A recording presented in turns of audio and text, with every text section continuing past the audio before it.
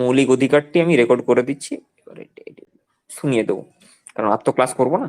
হ্যাঁ, তো আমি যেটা বলছি যে মৌলিক যে অধিকার এবং মৌলিক কর্তব্য, এইগুলো হচ্ছে যে অধিকার এবং কর্তব্য পরস্পরের সঙ্গে কি ওতপ্রোতভাবে জড়িত। তো আমি বলছি যে অধিকারের মধ্যেই কর্তব্যের ধারণা নিহিত আছে। কর্তব্য ছাড়া অধিকার সম্পূর্ণ হয় না। তুমি তোমার কাজ করছো না, যে তুমি যদি বলো অধিকার, আমার অধিকার এটা, তাহলে কি সেটা তুমি অধিকারটা পাবে? অধিকার কখনোই পাবে না। ধরো যেটা আমি মাথায় এক্ষুনি উদাহরণ এলো, ধরো আমি পড়াচ্ছি, পড়ানো আমার হচ্ছে কর্তব্য। আর পড়ানোর বিনিময়ে যে আমি যেটা পাচ্ছি বেতন, যেটা সেটা হচ্ছে আমার অধিকার। যদি আমি এরকম করি যে আমি পড়ালাম না, আমি আমার কর্তব্য পালন করলাম না, দিয়ে আমি চিৎকার করলাম যে আমার অধিকার দরকার, অধিকারটি কি আমাকে কেউ দেবে? কেউ দেবে না। এটা সরকারি ক্ষেত্রে আলাদা ব্যাপার, সরকারি ক্ষেত্রে সে কাজ না করেও হয়তো মায়না পাচ্ছে, সেটা আলাদা ব্যাপার, কিন্তু উচিত তো নয়। সে কাজ করে তবে সে কর্তব্য করলে তবে সে বেতনটা পায়, তাই না? তো এটা হচ্ছে ঠিক এই কনসেপ্ট। এবারে আমাদের মৌলিক কর্তব্যটা কি সেটা হচ্ছে আমি তোমাদেরকে বলছি। আমাদের এই যে মৌলিক কর্তব্যটা, এটা আমাদের যখন মূল সংবিধান তৈরি হয়, আমাদের এই মূল সংবিধানে এই মৌলিক কর্তব্যটা কিন্তু উল্লেখ ছিল না। এই মৌলিক কর্তব্যটা আমাদের যে চতুর্থ পাঠ, যেটা আমি একটু আগে বললাম, যেটা নির্দেশাত্মক নীতি যেটাতে আছে চতুর্থ পাঠে, পার্ট 4A তে এই এই যে মৌলিক কর্তব্যটা এটা হচ্ছে যুক্ত করা হয়েছে। এবং আর্টিকেল 51A, আমি এটাই বলতে চাইছি যে আর্টিকেলটা 51 আছে, তার সঙ্গে কি হচ্ছে আরো বিভিন্ন আর্টিকেল যুক্ত হয়েছে, মানে 51 নম্বর আর্টিকেলের মধ্যেই এই মৌলিক কর্তব্যগুলোকে ঢোকানো হয়েছে। কিরকম করে? A B C D E F এরকম করে ঢোকানো হয়েছে, ঠিক আছে? তো যখন আমরা মৌলিক কর্তব্যগুলোকে অ্যাকচুয়ালি প্রথমে হচ্ছে যে আমরা মৌলিক অধিকারগুলোকে লিখেছিলাম, তারপরে আমরা বুঝতে পারলাম যে আমাদের যদি কর্তব্য যদি পালন না করি, সেক্ষেত্রে আমরা অধিকার ফলাতে পারি না। তো তাই জন্য মৌলিক কর্তব্যকে আমাদের কি হয়, সংবিধানে স্থান দেওয়া হয়। তো মৌলিক কর্তব্যকে যখন স্থান দেওয়া হয়, সেটাকে কি করা হয় না, পার্ট যে 4, দেখো আমাদের যে আর্টিকেল 395, আর্টিকেল কিন্তু 395টাই আছে, কিন্তু পরে যে আর্টিকেল গুলো যুক্ত হয়েছে সেটা হচ্ছে কোনো না কোনো আর্টিকেলের মধ্যে ঢুকিয়ে দেওয়া হয়েছে। ঠিক তেমনি আমাদের যে মৌলিক কর্তব্যগুলো ছিল, মৌলিক কর্তব্যগুলোকে কি করা হয়েছে, আর্টিকেল 51 এর মধ্যে মৌলিক কর্তব্যগুলোকে ঢোকানো হয়েছে। আচ্ছা, তো এই যে মৌলিক কর্তব্যগুলোকে যে 51 এর মধ্যে যে ঢোকানো হলো, সেটা কত সালে ঢোকানো হয়? 1976 সালে 42তম সংবিধান সংশোধনের মাধ্যমে। মানে তার আগে, মানে 42 বার সংবিধান সংশোধন করা হয়েছে, তো 42তম সংবিধান সংশোধনের সময় কি করা হয় না, এই মৌলিক কর্তব্যগুলোকে 51A তে আর্টিকেলের এর মধ্যে ঢোকানো হয়। এবারে তোমাদের ওইখানে দেখো, আমি যেটা হচ্ছে যে বললাম সেটা তোমাদের ইংলিশে লেখা আছে, the fundamental duties in the constitution serve as a reminder to the citizens that while enjoying their rights, আমি ওটাই বললাম যে তার কেউ কারো অধিকার ভোগ করার জন্য তাদের কিছু কর্তব্য করতে হয়, সেটা হচ্ছে বলা হয়েছে। they should also be conscious of their duties towards the country, তাদের কিছু মৌলিক কর্তব্য থাকা দরকার আমাদের দেশের প্রতি, ঠিক আছে? we have we have borrowed fundamental duties from the constitution of former Soviet Union, আমরা এই ফান্ডামেন্টাল যে মৌলিক যে কর্তব্য, এটা আমরা পেয়েছি কোথায়? সোভিয়েত ইউনিয়ন থেকে আমরা এই ধারণাটা আমরা পেয়েছি। আচ্ছা, এইবারে যেটা বলি যে আমাদের প্রথমে প্রথমে কি ছিল,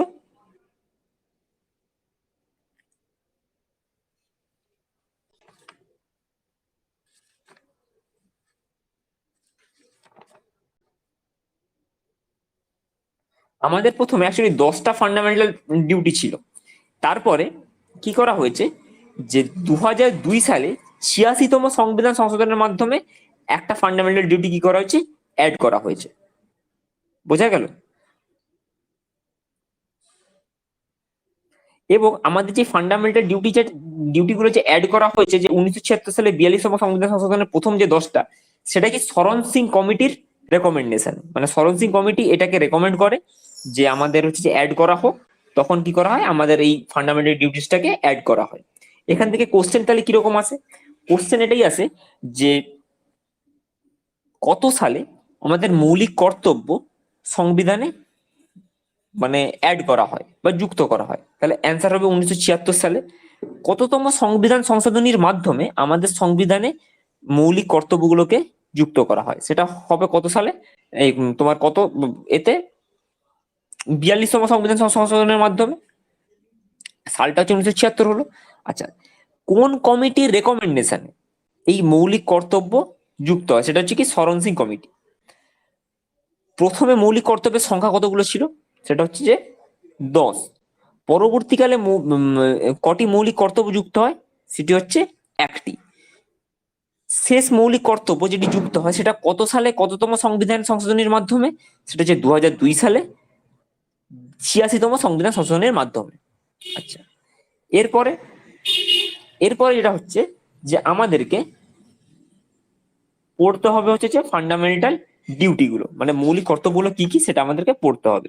খুবই ছোট, এটা আমি বলে দিচ্ছি। একটু একটু তোমাদের দাঁড়াও, তোমাদেরকে গ্রুপে তোমাদের মৌলিক কর্তব্যের যে বাংলা, যে এই যে আমরা তো এগুলোতে ইংলিশে তোমার আর্টিকেল গুলো আছে, বাংলায় যে আর্টিকেল গুলো আছে সেগুলোর আমি তোমাদেরকে দেখছি, আমি তোমাদের গ্রুপে পাঠিয়ে দিচ্ছি।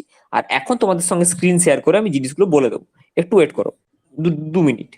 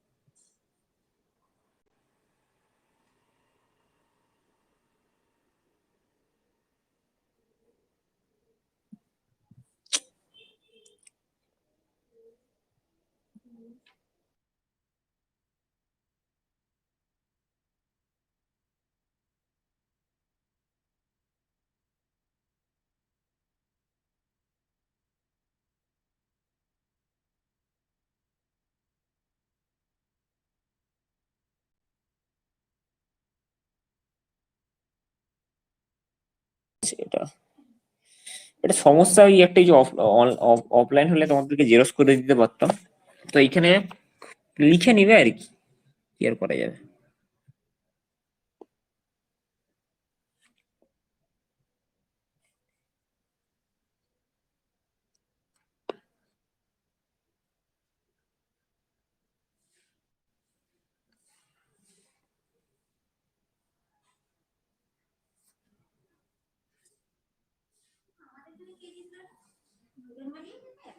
জিতবে কি, এখন তো তোমার ভোট ভোট চলছে, মানে কাউন্টিং চলছে।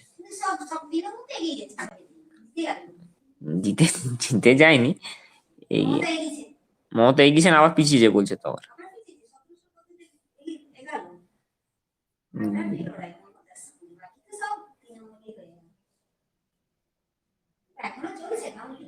হ্যাঁ, এখন 7টা 8টা না হলে সন্ধ্যা 7টা 8টার সময় ফাইনাল পাওয়া যায়।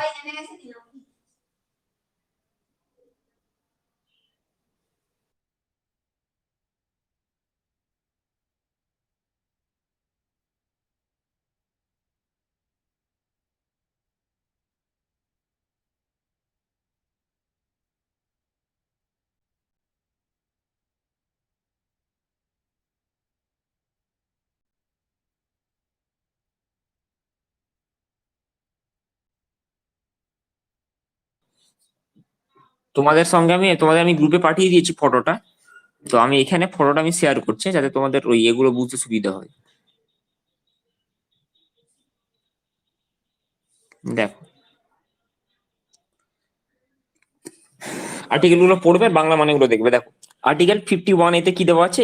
ইট shall be duty to every citizens of India, মানে সকল ভারতবাসীর যে কর্তব্যগুলো আছে সেগুলো হচ্ছে নিচে পরপর দেওয়া আছে। দেখো ফার্স্ট বলেছে to abide by the constitution and respect its ideals and institutions, the national flag,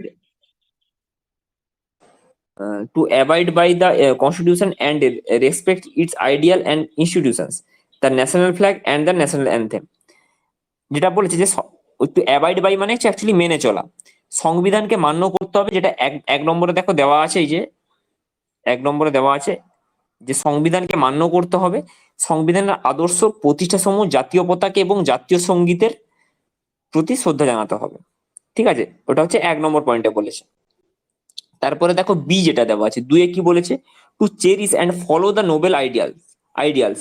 cherish বলতে লালন পালন করা, এবং ফলো মানে কি, তাদেরকে হচ্ছে অনুসরণ করা, দ্য নোবেল আইডিয়াস মানে উচ্চ চিন্তা ভাবনা, that inspire the national struggle for freedom, যেটা হচ্ছে যে আমাদের যে জাতীয় সংগ্রামকে যে অনুপ্রাণিত করেছিল, সেই সকল জিনিসগুলোকে লালন পালন করা এবং সেগুলোকে কি করা, ফলো করা বা অনুসরণ করা, যে উচ্চ চিন্তা ভাবনা ন্যাশনাল মুভমেন্টের সময়, ন্যাশনাল স্ট্রাগলের সময়, ঠিক আছে, জাতীয় সংগ্রাম, স্বাধীনতার সময় যে জাতীয় সংগ্রাম হয়েছিল তাকে অনুপ্রাণিত করেছিল যে সকল ভাবাদর্শ, সেগুলোকে কি করতে হবে, বা উচ্চ চিন্তা ভাবনা সেগুলোকে কি করতে হবে, লালন পালন করতে হবে, মানে আমাদেরকে মেনে চলতে হবে বা সেগুলোকে ফলো করতে হবে, অনুসরণ করতে হবে। এটা হচ্ছে 2 নম্বরে বলেছে, এগুলো হচ্ছে মৌলিক কর্তব্যের মধ্যে পড়ছে। 3 নম্বরে কি বলছে, সিতে কি বলছে, to uphold and protect the sovereignty, unity and integrity of India, যেটা বলছে যে ভারতের সার্বভৌমকতা, ঐক্য, সংহতিকে সমর্থন ও সংরক্ষণ করতে হবে। যে আফোল্ড অ্যান্ড প্রোটেক্ট, আফোল্ড বলতে সমর্থন করা, প্রোটেক্ট বলতে সংরক্ষণ করা। ঠিক আছে, সমর্থন এবং সংরক্ষণ করতে হবে কি, সার্বভৌমত্ব, যেটাকে বলা হচ্ছে যে সোভারেনিটি। আচ্ছা, ইন্টিগ্রিটি বলতে তোমার যেটাকে বলা হয় ঐক্যতা, এই আর ইউনিটি বলতে যে, ইউনিটি বলতে ঐক্যতা, আর ইন্টিগ্রিটি বলতে অখণ্ডতা। ঠিক আছে, সেগুলোকে কি করতে হবে, সমর্থন ও সংরক্ষণ করতে হবে। তারপরেটা কি দেওয়া আছে, তারপরটা দেখো দেওয়া আছে 4 নম্বরে। আচ্ছা, ওখানে যেটা অ্যাকচুয়ালি 5 নম্বর, সেখানে মানে তোমার যেটা এই ফটোতে 5 নম্বর, সেটা এখানে 4 নম্বরে দেওয়া আছে। ঠিক আছে, কি দেওয়া আছে দেখো, to promote harmony and the spirit of common Brotherhood amongst all the people of India, transcending religious, linguistic, and religion or sectional diversities, and to renounce practices derogatory to the dignity of women। এটার মানেটা কি, ধর্মগত, ভাষাগত, অঞ্চলগত বা শ্রেণীগত বিভেদের ঊর্ধ্বে থেকে সমস্ত ভারতবাসীর মধ্যে ঐক্য, ভ্রাতৃত্ববোধকে সম্প্রসারণ করতে হবে এবং নারী জাতির মর্যাদা হানিকর সকল প্রথাকে পরিহার করতে হবে। ওইখানে দেখো যে যেটা বলা হচ্ছে, renowned practices derogatory of the dignity of women. Renowned বলতে পরিত্যাগ করা, প্র্যাকটিস বলতে মানে যে আচরণ, যেটাকে বলা হচ্ছে যে ডেরোগেটরি, যেটা হানিকারক, to the dignity of women মানে মেয়েদের সম্মানের হানিকারক সমস্ত প্রথাকে কি করতে হবে, প্র্যাকটিস যেটাকে বলছে প্রথাকে কি করতে হবে, পরিত্যাগ করতে হবে। ঠিক আছে, তার আগের যে লাইনগুলো, সেই লাইনটার পুরোটা মানে হচ্ছে যে ওইখানে যে বলছে যে টু প্রমোট হারমোনি, মানে টু প্রমোট হারমোনি বলতে যে আমাদেরকে উন্নতি করতে হবে, হারমোনি মানে কি, মানে সমন্বয়, and the spirit of common brotherhood এবং সকলের যে সৌভ্রাতৃত্ববোধ, amongst all the people of India মানে আমাদের যে যত যে ভারতের যত সাধারণ মানুষ আছে তাদের মধ্যে সৌভ্রাতৃত্ববোধকে কি করতে হবে, আমাদের বাড়াতে হবে। ট্রান্সজেন্ডিং রিলিজিয়াস মানে রিলিজিয়াস বলতে ধর্ম, লিঙ্গুইস্টিক বলতে কি অ্যাকচুয়ালি ভাষাগত, অ্যান্ড রিজিওনাল সেকশনাল বলতে যেটাকে বলা হয়েছে যে অঞ্চলগত, অর সেকশনাল মানে সেকশনাল বলতে বা শ্রেণীগত, ডাইভার্সিটিস মানে শ্রেণীগত যে আমাদের যে বিভেদ, তার ঊর্ধ্বে যে বা সেটাকে অতিক্রম করে আমাদের কি করতে হবে না, সমন্বয় এবং আমাদের যে সৌভ্রাতৃত্ববোধ সেগুলোকে হচ্ছে গড়ে তুলতে হবে। সেটার মানেটা হচ্ছে ওইটা। ঠিক আছে, আশা করছি মানেগুলো বুঝতে পারছো, যেহেতু আমি প্রত্যেকটা ইংরেজি টার্মের মানে বলে দিচ্ছি, সেইখান থেকে এই মানেগুলো তৈরি করে নিতে পারবে। আচ্ছা, এরপরে কি, এরপরে যেটা এখানে যেটা 4 আর এখানে সেটা মানে 5, to defend the country and render national service when called upon to do so. বলেছে যে দেশরক্ষা ও জাতীয় সেবা কার্যে আত্মনিয়োগের জন্য আহুত হলে সাড়া দিতে হবে। মানে ধরো আমাদের এখন কোভিড সিচুয়েশন খুব খারাপ, তো এই কোভিড সিচুয়েশনের মধ্যে কি বলছে যে ধরো কাউকে যদি ডাকা হয় যে হ্যাঁ ভাই তোমাকে এসে কাজ করতে হবে, তখন তোমাদের কর্তব্য হচ্ছে সেই কাজে সাড়া দেওয়া, যেটা অ্যাকচুয়ালি সরকার করতে পারেনি। যদি কিছু বেকার ছেলে মেয়েদেরকে প্রত্যেক পাড়ায় পাড়ায় ভলেন্টিয়ার হিসেবে যদি তাদেরকে নিযুক্ত করতেন, তাহলে কিন্তু হ্যাঁ টাকা অবশ্যই খরচা হবে, তারা কিন্তু টাকার বিনিময় এবং তাদের কিছু মানবিকতা বোধ, প্রচুর লোক কাজ করছে। মানে এটা হচ্ছে সত্যি কথা বলতে আমার নিজের খুব ভালো লাগে যে আমার ছাত্রছাত্রীরা মানে এত, সে যে যে পার্টিরই হোক না কেন, আমি জানি আমার ছাত্রছাত্রীদের মধ্যে মানে অনেকেই আছে যারা বিভিন্ন পার্টির সঙ্গে যুক্ত, কিন্তু এই মুহূর্তে তারা যেভাবে ঝাঁপাচ্ছে সত্যি খুব ভালো লাগছে। মানে এইরকম ভাবে ছাত্রছাত্রীদেরকে পেয়েও সবসময় যে পড়াশোনার মধ্যে আবদ্ধ থাকা সেটা ব্যাপারটা নয়, কিন্তু এটুকু জিনিসটা বুঝতে পারছি যে তারা মানুষের জন্য যে করছে, যে অক্সিজেনের জন্য ফোন ফোন দেওয়া, ফেসবুকে স্ট্যাটাস দেওয়া, পোস্ট করা যে এখানে এখানে বেড বেড খালি নেই, এখানে বেড খালি আছে, এই জিনিসগুলো করছে, ওরা কিন্তু রীতিমতো খাটছে। আমার মিনিমাম 10 থেকে 15 জন স্টুডেন্ট আছে যারা হচ্ছে যে এই কাজগুলো করছে এখন, সে কি ছেলে কি মেয়ে। তো এই জিনিসগুলো অ্যাকচুয়ালি ভালো লাগে যারা হচ্ছে মানে দেশের জন্য করছে। আমি এবারে সত্যি কথা বলতে একদম চুপচাপ হয়ে গেছি কিছু কারণের জন্য। মানে আমি এবারে কোনো আর, এর আগের বারে যতটা সম্ভব চেষ্টা করেছিলাম যে ফান্ড কালেক্ট করার, এবারে আমি একদমই চুপচাপ হয়ে গেছি কিছু সমস্যার জন্য এবং শরীরের জন্য আমি চুপচাপ হয়ে গেছি। কিন্তু ওরা যেভাবে কাজ করছে খুব ভালো কাজ করছে এই এই মানে দুর্দিনে। এবার এখন যতটুকু আমার আমার ক্ষেত্রে যতটুকু ওই প্রশাসনিক বা যে জিনিসগুলো জানি সেটুকু, যতটুকু ফোন আসে সেই জিনিসগুলো হেল্প করি, কিন্তু সেই হিসেবে এবারে আমি কিছু করিনি। কিন্তু এইবারে আমার ছাত্রছাত্রীরা প্রচুর এইসব কাজগুলো করছে, তাছাড়া বিভিন্ন বন্ধু বান্ধবীরাও আছে। তো এই যে কাজগুলো করছে এগুলো কিন্তু তারা নিজের মন থেকে করছে। আর এটাই হচ্ছে বলেছে, যেটা মৌলিক কর্তব্যে বলেছে, যে এই কাজগুলো করা হচ্ছে যে দেশবাসীর কর্তব্য যদি দরকার পড়ে। ঠিক আছে, কারণ যেটা হচ্ছে যে মানে প্রত্যেক দিনই খবর আসছে, যেমন একজন বান্ধবীর বাচ্চাটার প্রবলেম হচ্ছে যে মানে ডায়রিয়া হয়েছে, জ্বর আসছে, তার মানে বুঝতেই পারছো যে কোভিড এর সিমটম। তারপরে তার মা, বড় মা হাসপাতালে ভর্তি, মানে এইরকম কন্ডিশন। আমাকে ফোন করেছিল যে কিভাবে কিভাবে কি মানে যোগাযোগ করবো, তাকে নাম্বার টাম্বার কিছু দিয়েছি, স্পন্দনের মধ্যে টেস্ট করাতে যাবে। তারপরে আরেকজন বন্ধুর ওয়াইফের জ্বর, সেও একই সেম কন্ডিশন যে কি করব না করব। আমার এক ছাত্রী হয়েছিল, তো তার জানি না কতটা কিরকম আছে, এরকম এরকম ব্যাপারটা। তো এরকম খবর আসছে, প্রত্যেকদিনই কিছু না কিছু খবর আসে। তো আমাদের ছাত্রছাত্রীরা খুব ভালো কাজ করছে, এটাই এটাই মানে মেন, মানে ভালো লাগার জায়গা।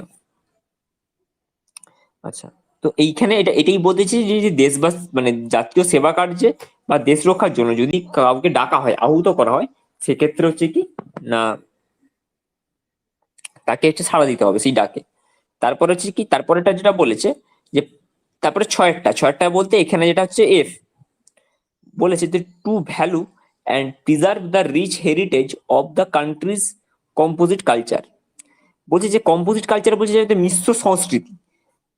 বলেছে যে টু ভ্যালু অ্যান্ড প্রিজার্ভ মানে মূল্য প্রদান করতে হবে, and rich heritage of the country's common culture. তার মানে এটাই বলতে চাইছে যে আমাদের দেশের যে মিশ্র সংস্কৃতির যে গৌরবময় ঐতিহ্যকে মূল্য প্রদান ও সংরক্ষণ করতে হবে। টু ভ্যালু অ্যান্ড প্রিজার্ভ মানে মূল্য প্রদান এবং সংরক্ষণ করতে হবে কি, to reach the heritage of the country's composite culture, আমাদের যে মিশ্র যে সংস্কৃতি, যে গৌরবময় ঐতিহ্যকে মূল্য প্রদান করতে হবে এবং সংরক্ষণ করতে হবে। তারপরে দেখো তারপরেরটা বলছে to protect and improve the natural environment including forests, lakes, rivers and wild life, and to have compassion for living creatures.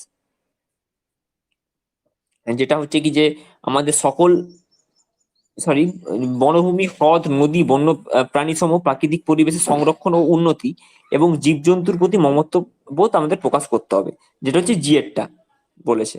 তারপরে কি এই চারটা থেকে বলেছে to develop scientific temper, humanism and the spirit of inquiry and reform. এটা মানে হচ্ছে যে বৈজ্ঞানিক দৃষ্টিভঙ্গি, মানবিকতা বোধ, হিউম্যানিজম বলতে মানবিকতা বোধ, and the spirit of enquiry মানে অনুসন্ধিৎসা, অ্যান্ড রিফর্ম যেটাকে বলে সংস্কারমূলক মনোভাবের প্রসার ও প্রসার সাধন করতে হবে। আমাদের সাইন্টিফিক যে টেম্পার বলতে বৈজ্ঞানিক যে দৃষ্টিভঙ্গি, আমাদেরকে কি আমাদের এখনো কুসংস্কার আছে, সেসব কুসংস্কারকে দূর করে, ঠিক আছে, সেগুলোকে সংশোধন করতে হবে। এবং আমাদের যে বৈজ্ঞানিক যে দৃষ্টিভঙ্গি সেগুলোর উন্নতি সাধন করতে হবে, সেগুলোকে ডেভেলপ করতে হবে। হিউম্যানিজম মানে মানবিকতা বোধ, সেগুলোকে তাকে উন্নতি সাধন করতে হবে। And the spirit of inquiry, spirit of inquiry বলতে অনুসন্ধিৎসা, মানে কোনো একটা জিনিসের প্রতি জানার ইচ্ছা, সেটাকে আমাদেরকে বাড়াতে হবে। এটা হচ্ছে আমাদের এইচে বলেছে।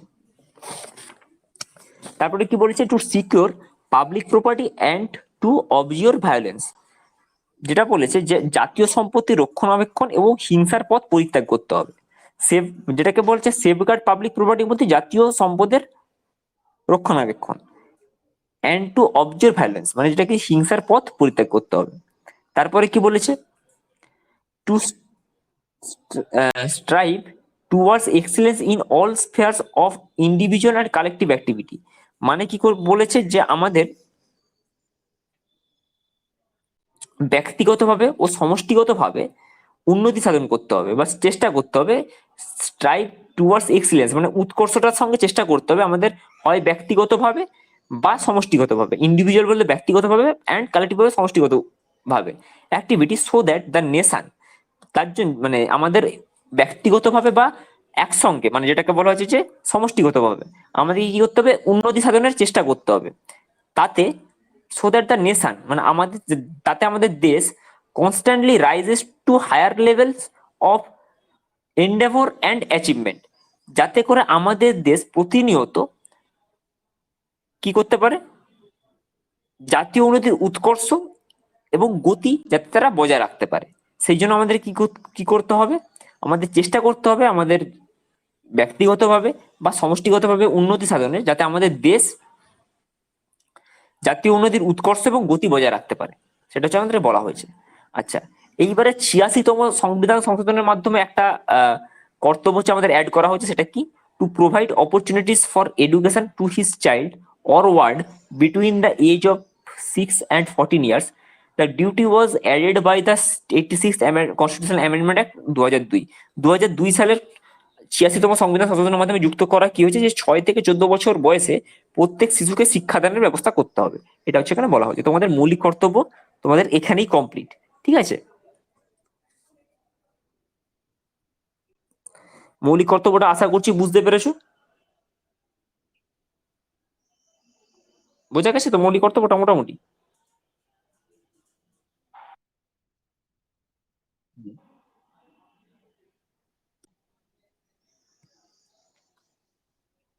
আচ্ছা তাহলে আজকে তাহলে হ্যাঁ বোঝা গেছে সবার।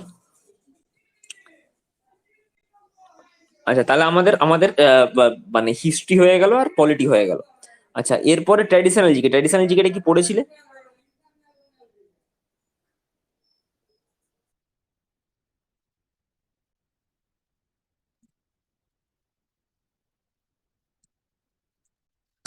আচ্ছা আমরা কিছু আলোচনা করে দিচ্ছি, নেক্সট দিন, নেক্সট দিন ওটা হচ্ছে তোমাদের কুইজ হবে, ঠিক আছে?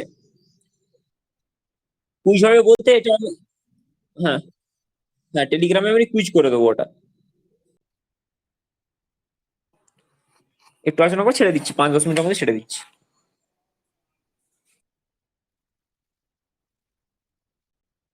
না যখন ইচ্ছা দেওয়া যায়, ওটা যখন ইচ্ছা দিতে পারবো, অসুবিধা নেই।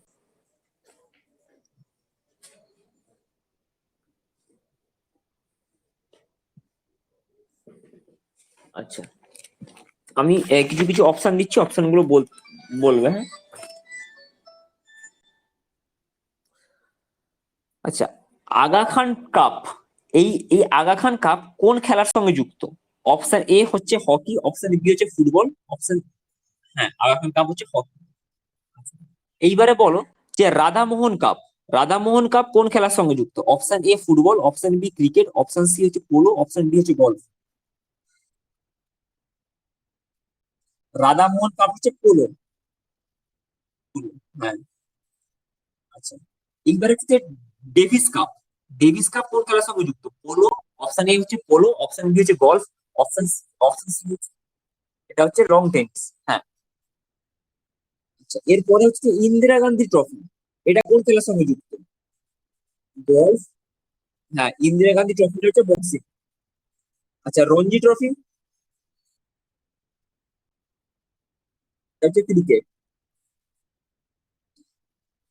Lady Ratan Tata tata trophy. Option A হচ্ছে, হ্যাঁ, এটা হচ্ছে হকি।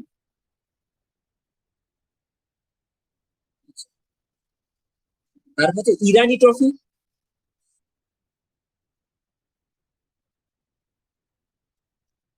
ইরানি ট্রফি হচ্ছে ক্রিকেটের সঙ্গে যুক্ত। হ্যাঁ, এটা হচ্ছে ক্রিকেট।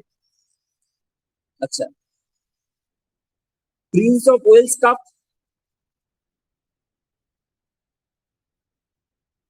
অপশন এ হচ্ছে যে পোলো, অপশন এ দিয়েছে গলফ, অপশন সি হচ্ছে লং টেনিস, অপশন দিয়েছে ওয়ার্ড। এটা হচ্ছে গলফ। তারপর যে রোয়িং, সরি রোয়িংটা তো বলে দিলাম। ওয়েলিংটন ট্রফি, এটা কার সঙ্গে যুক্ত? এটা হচ্ছে রোয়িং। হ্যাঁ। সুব্রত মুখার্জি কাপ কোন খেলার সঙ্গে যুক্ত?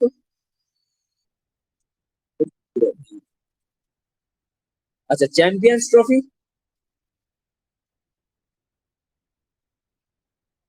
এটা হচ্ছে ক্রিকেট। আচ্ছা, ধ্যানচাঁদ ট্রফি।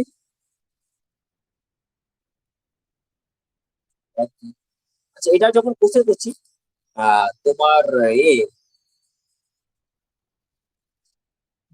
ধ্যানচাঁদ আসলে কে ছিল বলতো একজন? হ্যাঁ, হকি প্লেয়ার ছিল, হ্যাঁ। আচ্ছা, ক্রীড়া ক্ষেত্রে সর্বোচ্চ পুরস্কার কি বলতো?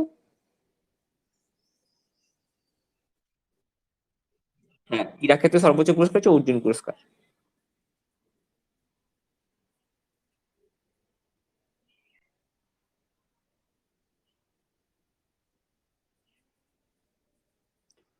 আচ্ছা, মোটামুটি আমি জিজ্ঞেস করলাম এগুলো। নেক্সট দিন যেটা হবে, নেক্সট দিন যেটা বুধবার দিন তোমাদের তো একটা ক্লাস টেস্টটা হবে, একটা ইতিহাসের। আচ্ছা, আহ মৌলিক যে কর্তব্য যেটা পড়ালাম তার বাংলা যে, এটা আমি দিয়ে দিয়েছি অলরেডি। ঠিক আছে, বাংলা তোমাদের ধারাগুলো সেগুলো তোমরা লিখে নিতে পারো পাশে পাশে, বা বই থেকেও পড়ে নিতে পারো, যে যেটা তোমাদের নোটটা দেওয়া আছে। তো আমরা হচ্ছে নেক্সট যেটা করবো জিকের ক্ষেত্রে, তোমাদের ওখানে হচ্ছে যে এই ট্র্যাডিশনাল জিকে থেকে কোশ্চেন আমি করে দেবো। ট্র্যাডিশনাল জিকের যে কোশ্চেন গুলো খেলা রিলেটেড উইথ স্পোর্টস অ্যান্ড, যেটা হচ্ছে যে তোমার এর সঙ্গে শব্দগুলো, ওটা হচ্ছে যে আমি তোমাদের কুইজ কুইজ আকারে করে দেবো, যাতে তোমরা ভালোভাবে মনে রাখতে পারো। আর সংবিধানের ক্ষেত্রে তোমরা পড়ো, এই দুটোর কোশ্চেন একসঙ্গে আমি তোমাদেরকে দিয়ে দেবো। মৌলিক কর্তব্য আর তোমার যেটা হচ্ছে যে, হ্যাঁ, নিজস্ব নীতি, এটার কোশ্চেন গুলো দিয়ে দেবো। আচ্ছা, এবারে এইটা একটু হয়ে যাক, তারপরে আমরা ভূগোলের দিকে আবার যাবো। ঠিক আছে, আমরা তো বলেছি চারটা পার্ট আমরা করবো, ইতিহাস, ভূগোল আর ট্র্যাডিশনাল জিকে আর পলিটি। আমরা এই চারটা পার্ট এখন এই লকডাউনের মাঝখানটা এগাবো। ঠিক আছে,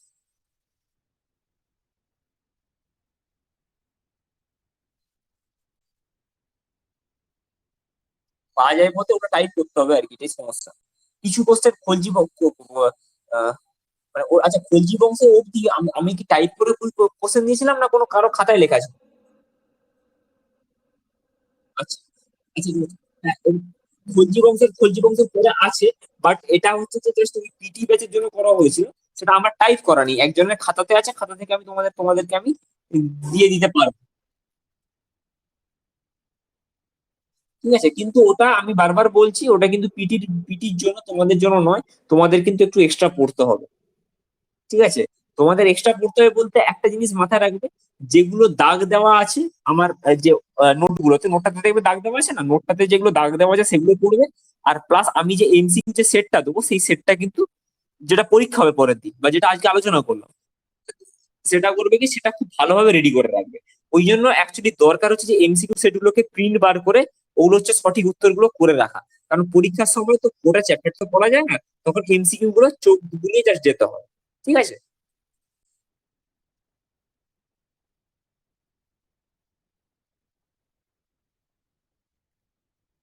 আচ্ছা, ঠিক আছে, ঠিক আছে, আমি ওটা দিয়ে দেবো।